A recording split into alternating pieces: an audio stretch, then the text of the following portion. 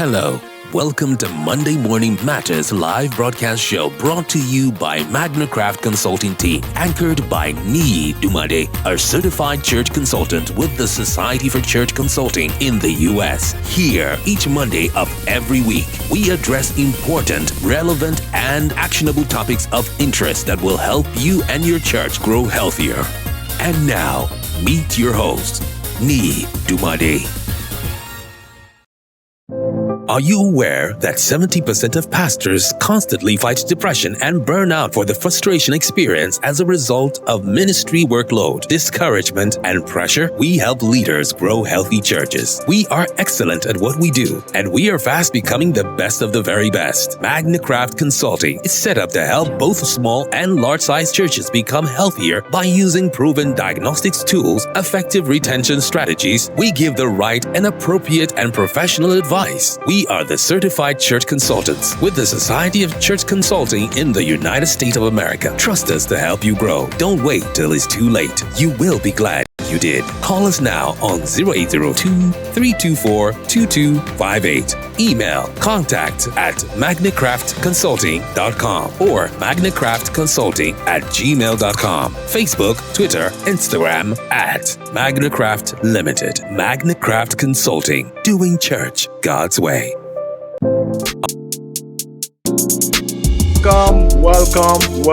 Welcome to Monday Morning Matters. Thank you for hooking up with us today. Welcome every one of you to this Facebook Live, YouTube channel, live broadcast show. This program has been going for more than 4 years, and this month we have been talking on the switch between control and growth. Control and growth. My name is Niyi Dunmade. I'm the founder and the CEO of Magnicraft Consulting. The founder, the CEO of Magnicraft Consulting. Let me tell you a little bit about Magnicraft Consulting. Magnicraft Consulting is a church consulting firm that helps local churches to grow healthier through empirical assessment, revitalization, trainings, and strategic blueprint. Our vision is to be the lead in church health consultancy that creates actionable, sustainable, and adaptable solutions. Okay, I'm a certified church consultant with the Society for Church Consulting in the US. I'm also a certified church consultant with Church Consultation University. I'm your host to the Facebook Live broadcast show, Monday Morning Matter, 7 a.m. every Mondays, Nigerian time. I'm also known as the Church Health Guide of the 21st century. I want to apologize for last week Monday's hiccup, technical issues, bringing content to you live every Monday is a lot of work. Talking and to pastors and some few people chatted with me that what happened. So please bear with me. I'm going to just work as much as the system permits. And a big thank you to everyone who has been commenting, reaching out to me, encouraging, reaching out to us, and telling us how timely our content is. I want to thank you so much for always following some of the content. Watch out, we're going to do a lot of freebies for those who are following us. I'm going to be giving a lot of freebies, so please stay tuned. Make sure you don't miss any episode because it's line upon line, precept upon precept. We are moving the body of knowledge to where it should be so that we can be healthy as a church. Let's do some promo here. Some promo. We're going to do some little bit of promo, and it's about church consultation university. Want to become a church consultant, you want to be certified well-trained church consultant, you want to help your own church, you want to help other churches, you want to make a side income for yourself, please reach out to us. There are some lads who are doing this training and they are telling us that it's valuable to them, and please reach out to us and let's see how we can make that shift in your mindset for you. Next month we're going to talk on readiness for emergencies. What are the things to put in place for church emergency preparedness in place? There's a checklist to look at. How is my church going to be ready for the unknown disruptions? Whether I would like it or not, things are going to happen. And when things are going to happen, it's better you have a plan so that you pick up the plan to dust it and adapt it to what that solution is. So that's a little bit of promo for us. Let's go back to the juice of the day. You see, bigger doesn't always mean better. Okay, bigger doesn't always mean better. You can have a lot of attendance in your church. It doesn't mean that your church is better. The church is bigger or larger doesn't always translate to health or better. So we're going to look at it's better. One of the things that we're trying to do is to make sure that you know where your church is on the life cycle. Whether you're going to have a bet strategy, a launch strategy, a dream strategy, a growth strategy, a maintenance move strategy, a decline strategy, or dying strategy. You see, some of those things have different ways at which we look at them. Okay, I'm going to go share my screen quickly, and that will help you understand what I'm saying. Now, this is a typical life cycle of a church.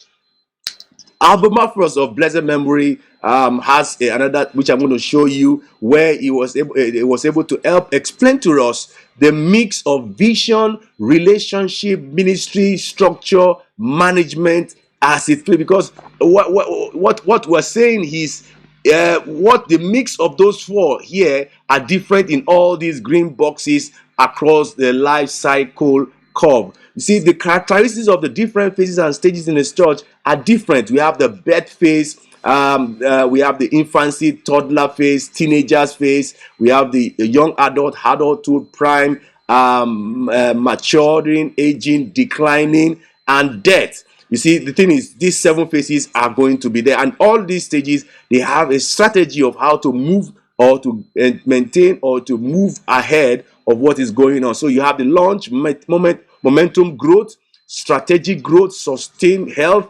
Then on the other side of the Bellevue curve, you have maintenance, we have decline and preservation and life support, and of course we have the death phase here, okay, and the birth phase here. And so Tony Morgan made quite a lot of extensive research on this to see what values, vision, and vitality you're going to play in all as you move along the growth phases of the church. You can see at launch phase, there's a clear vision, there's a clear dreaming, there's excitement, celebration of new people. Then you can see the second stage, which is the momentum growth. There's a lot of invitational culture. Then the third stage, you can see that new people are coming in because people are coming in, they're inviting their friends. There's becoming more structure and system in place, and so you have strategic growth, and then that pushes up to the fourth stage, which has to be multiplication of people, where you have discipleship taking place, ministry taking place, focus on the vision and the movement. But the thing is, if you stay at this stage 4 and you don't find a way of relaunching, because every growth level has a phase, like 150 is a phase. You want to break past that barrier, you have to get to 450, you have to relaunch again. Okay, instead of going back to structure, going back to envisioning, going back to re-engineering. I'm going to talk more about that in a show. So the other side of the curve is where we don't want to be, where there's aging, declining, distress, and death in the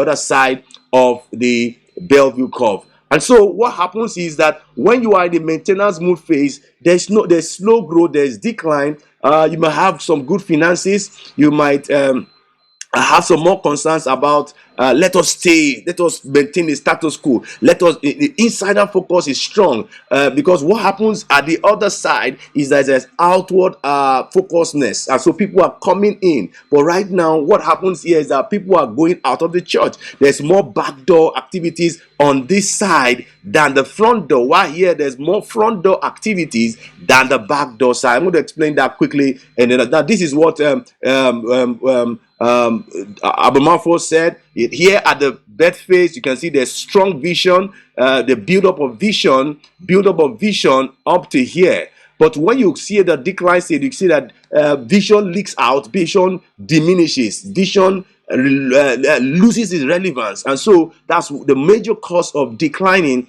And the thing is, instead of you to get to what happened here, where there was structure to the growth, you don't do that. You go back to relaunching your face again to get that. So the thing is, at the other side also, you can see that there's programs, and that programs have been able to replace quality relationship that is going on in the church. So what we're saying is, at this side of decline, all right, at here you're going to have renewal, you're going to have refocus, re-engineering, and then revival. But then when you have the death, you have to restart. Okay, that's just it. That this is what Abomafros used to explain some of these life cycles. We have the birth phase, the infancy, childhood, adolescence, or young adult or adult. Now you can see the mix where you have vision, relationship, ministry, and structure. Structure is the management side. What happens is that at this level, you have so much of leadership and less of management. So that's why you can see so much of vision. But when you go to the other side, you have less of leadership and you have so much of management at this level, or ministry and structure at this level.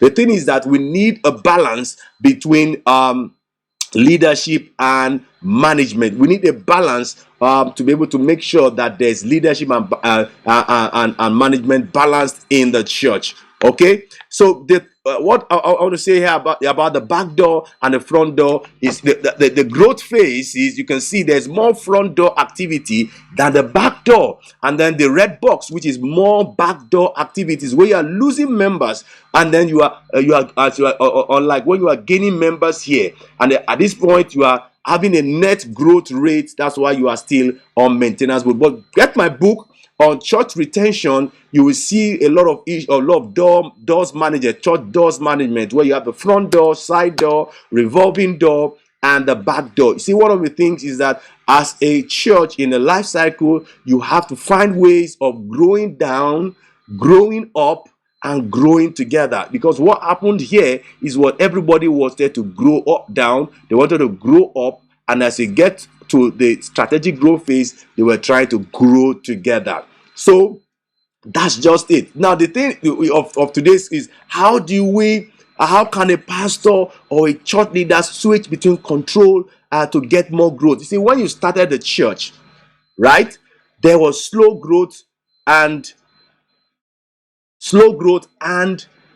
there was so much of control because the baby must be given restrictions, okay, but there's a lot of control, there's a lot of restrictions, there's a lot of boundaries, there's a lot of help, okay, at this bed phase. But you see, as you want to go into strategic growth, you have to begin to delegate some of those control and authority, and that requires a lot of changing. And as you change, you have to consolidate your strategic growth with sustained health by building systems, building structures, okay. Building, it takes a while, it takes a lot of effort, because building can only last to the function at which there's solid foundation in place. So you can see, when there's a slow growth at this point and it gets to a peak, you have to relaunch again and get a new growth again to a peak, and then relaunch again, because growth is in phases. And then you can have a structure where Jesus Christ is the owner of the church, and it gives all the control right from, because if control is not linking up with what is domicile with the head of the church, then it leads to a point of manipulation. So at the church structure, you should have Christ as the head of the church, and then down to whatever systems you have in place. Okay, get my book. You're going to get so much more on church retention, pathway to growth. It's going to help you become better. It's going to help your church become better. There's your church is going to be 10x. Instead of trying to double, you can actually have a 10x, because 10x is actually easier than doubling your church. So here are 6 strategic suggestions that you can use to have control in your church. Okay, to switch control and promote growth, as I've said, a pastor and church leader must consider the following strategies, because one of the things I want to say is that for every phase there's a strategy. There's a dying strategy to restart, there's a declining strategy to relaunch, and the strategy for different phases in the life cycle curve. So one of the things I will say quickly is focus on the needs of the community. See, at the place where there's growth, there's so much focus on the community. A church should focus more on the needs and the interests of the community. Okay, Sam Rainer, I love that guy so much. He says a call to shepherd a church is a call to shepherd a community. You can't be a light in the church and the community is not feeling the impact. So one of the things that is characterized by the strategic growth phase is the outward focusedness in the church, the outward focusedness of the church. So one is focused on the needs of the community than just focusing on the needs of the congregation. People will always cry in your church, but find a way to let them look beyond the four walls of the church, and by doing so, the church will become more relevant in the community, and you're going to attract more people through your front door, because we want more activities in the front door that is greater than the back door activities, so that the church can have strategic growth and then come to sustained health. I need to move a bit faster so that in the next 5 minutes I'll be done here. So that's one. Shift the focus into the needs of the community. 2, empower your congregation.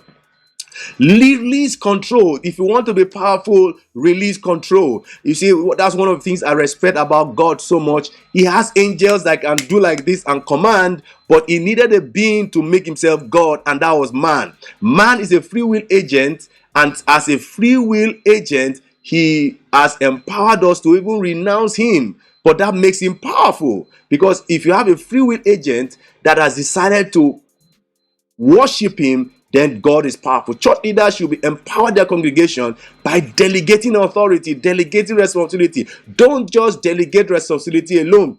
Delegate commensurable authority and encourage their ministry involvement and also in decision-making process. By doing so, the congregation can feel the sense of ownership, and it's more like being engaged, and you see yourselves invested in the church, and it's very difficult for you to exit the back door if you are empowered and you are into the ministry of the church. Then 3, invest in technology and social media. AI is already becoming the talk of among church pastors. Use technology. There's a lot of technology that you can use to make your processes more efficient. I mean, the use of technology and social media can significantly enhance the reach. I mean, what stops you from doing Facebook ads to the people around the location in Jerusalem? I mean, you want to plant a church in Samaria, do a Facebook ads or YouTube ads towards that location. That can help to enhance the reach and the influence of the church in the community. Leaders should ensure and embrace technology, relevant technology, by investing in well-designed websites, okay, so, mobile apps for your church, creating engaging social media content, offering online services. People don't have to come with 10 million naira as cash to pay tithe in church on Sunday. They can do that on Monday. They can do that on Wednesday. If you don't have that system in place, that technology in place, there's no how you can be able to move on forward. 3 has to do with foster a welcoming environment. Your first impression matters a lot.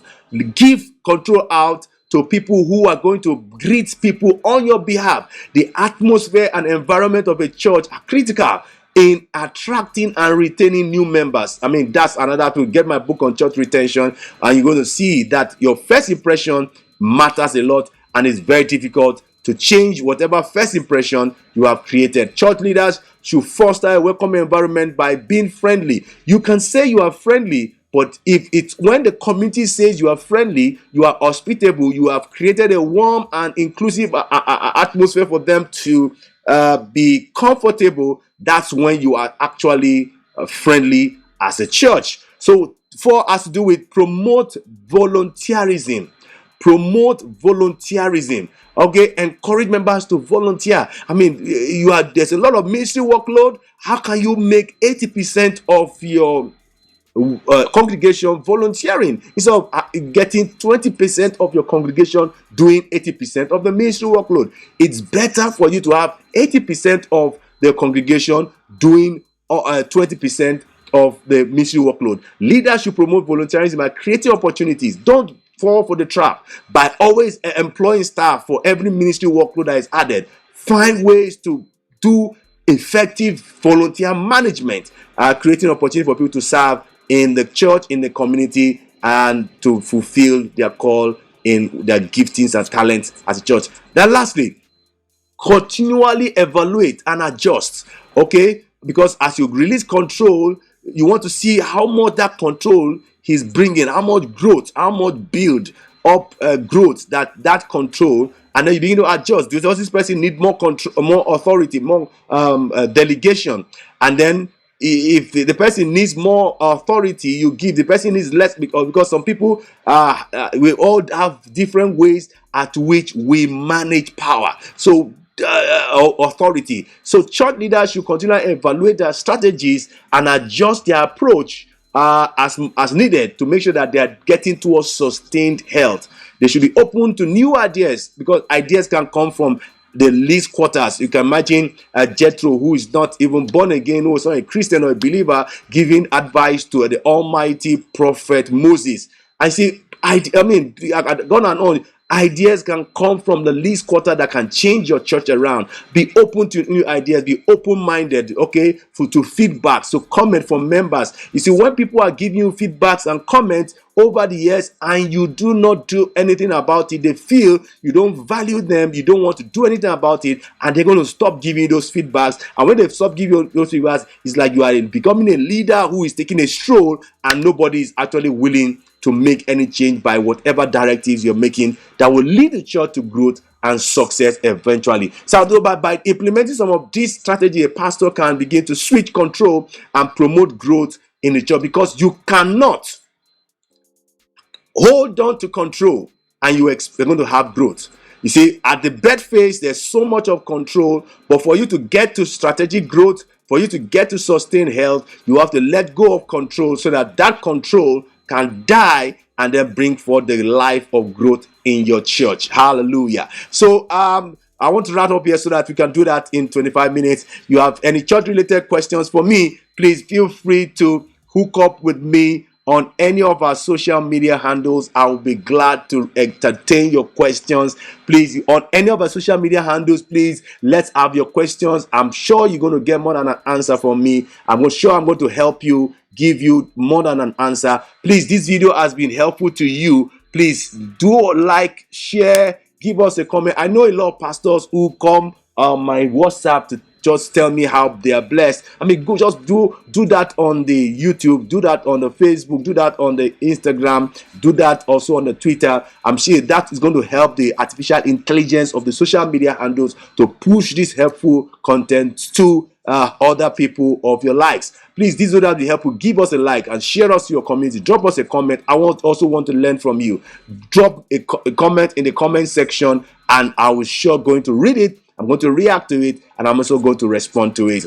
We do consultations, we do revitalizations, training, strategy planning. Reach out to us and let's see how we can help your church with excellent church consulting for health, vitality, and great results. Okay, till I come your way next week, Monday, with a final lap of how to switch between control and growth. I say bye-bye, I love you, and God bless you.